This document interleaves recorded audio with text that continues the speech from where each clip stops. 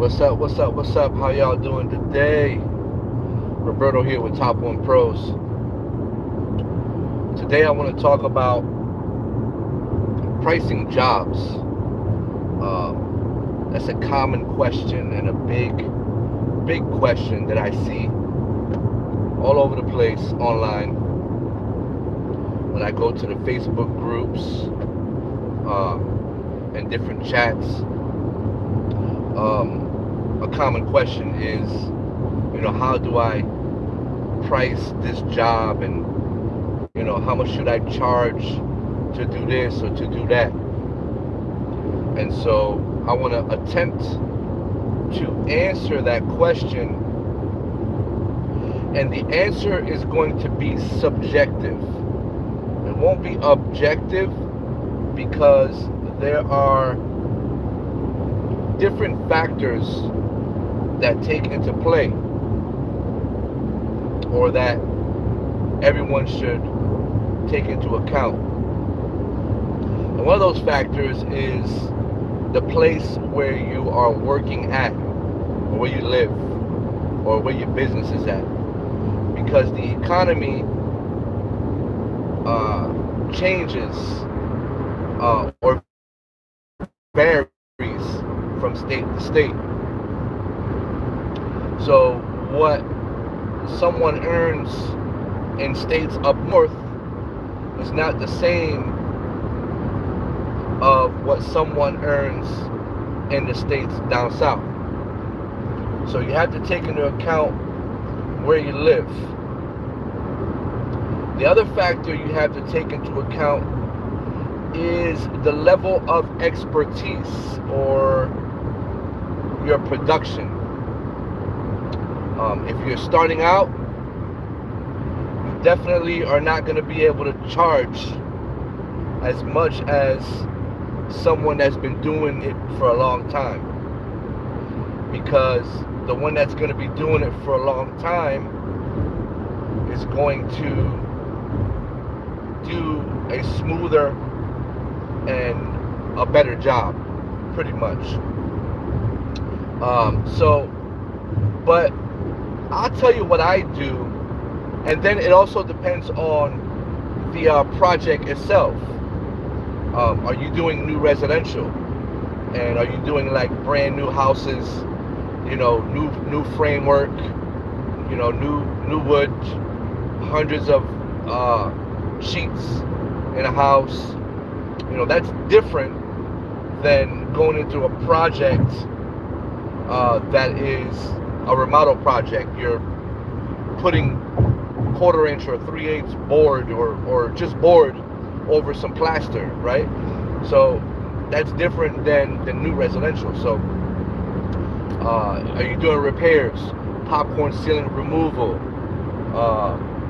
things of that nature? So the type of project is another thing that should be considered and will be a factor in determining the price of the project. So I'll tell you how I do it real quick, real briefly, as quick as I can.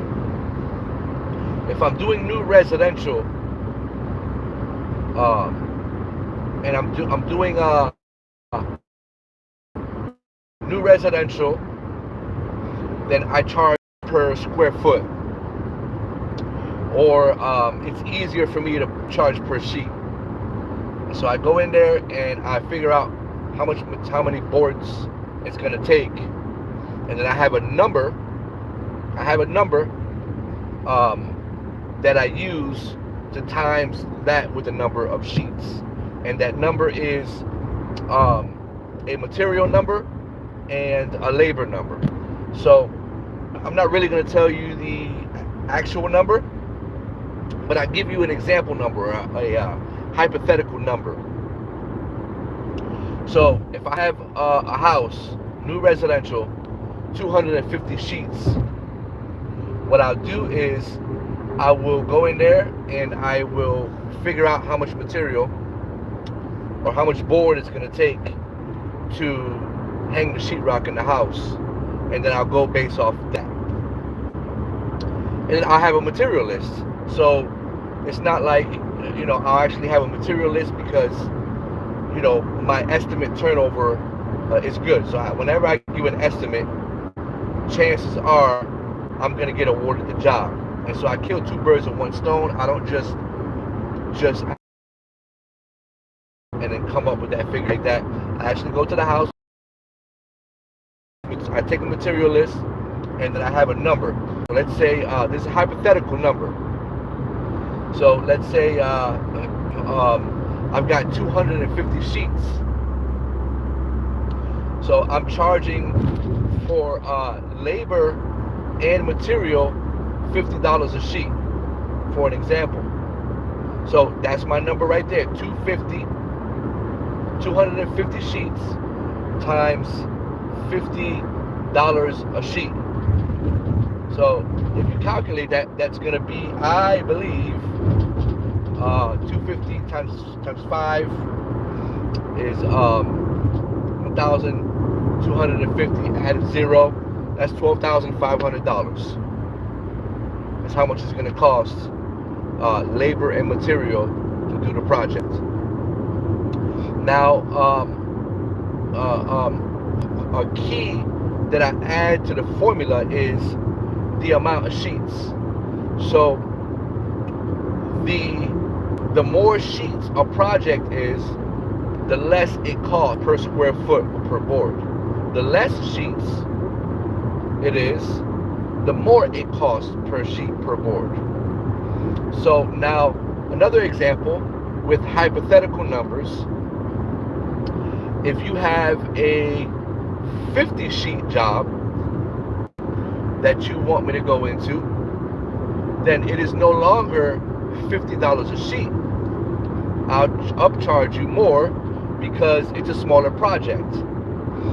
So $50 50 sheet project, let's just, another hypothetical number, so let's go with probably double, but let's just say $85 a sheet. So instead of $50 a sheet, because it's less boards in the project, I'm charging the customer $85 per sheet. So 50 sheets times $85 per sheet is whatever number it is. That's what it'll cost, or $100 a sheet, right? If you want me to go in and you want me to do a project that is less than 50 sheets, if I'm doing a project that's less than 50 sheets, then what I'll do is now I'll revert to a different formula, and that's the formula that I use for other projects like popcorn ceiling removal and repair work or whatever the case may be. And that is, I will charge, I will calculate my estimate per day, and other calculations like how many guys am I going to use? Am I just going to do it myself? Am I going to use one guy? Am I going to use two guys? So what I do is I have a number. I have a number, a standard number that I use that is just me. I'll throw out a hypothetical number or an example number. Let's say I have an amount that I need to earn per day, and that amount is, let's just say hypothetically, $500. That's what I need to earn per day in order to pay my daily wage and to cover any overhead costs like workers' compensation, general liability, tools, things like that. So I need to have $500 per day. So I figure out, I take a look at a project, and I figure out who's going to do the project. Am I going to do it myself, or am I going to use one guy or two guys or three guys? Once I figure that out, then I figure out how long it's going to take me to do the project, approximately. So if it's a project that I calculate that's going to take me 5 days to do the project, and I'm going to do it myself. So I need $500 a day, 5 days for the project.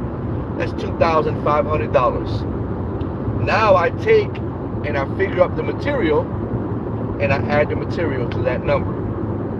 Now if I'm going to use one guy, and I'm paying that one guy, hypothetically, $200 a day. So I need $700 a day, not including materials, to get that project done, because it takes 5 days. That's $3,500 that I need in labor to complete that project, not including material. And then I'll take the material and I add that on top of it. So when you ask yourself the question, or when people ask the question, how much should I charge? Well, there you go. You have to take what kind of project it is. How big is the project? Are you going to do it by yourself? Who are you going to use? And how much do you want to earn per day? And so when I tell everybody that's around me and they ask me how much should I charge, I say, well, generally, how much do you think you're worth? Because ultimately, you should want to earn as much as you want to earn. So if you want to make $100 a day, there you go. That's how much you're worth. If you want to make $200 a day, then there you go. That's how much you're worth. Then calculate how long a project is going to take you, and then times that, times how much you're worth, and then add the material on top of it. There you go. That's how much you should charge. And then you have a minimum. And so I don't do any projects. I mean, my minimum charge is my daily charge. And so that's that number that I'm looking to earn per day. So the hypothetical number, the example number, was $500. So I won't take no job unless I can earn $500, even if it's only going to take me 2 hours to do the project, or 4 hours, or 1 hour, or 15 minutes, right? It don't matter, because once I take a project, I step on a project, that's a day. That's a day's worth of work, unless, you know, there's some circumstances, you know what I mean? There's two projects that are like directly right next to each other, like within 5 minutes of each other. And yeah, you know what I mean? If I can do the two projects in one day and not have to drive too far and not have to reset up, right? Then I might take that into account. But generally, it's just one project. We go to one. I go to one project one day, and it's a minimum of that number that I need.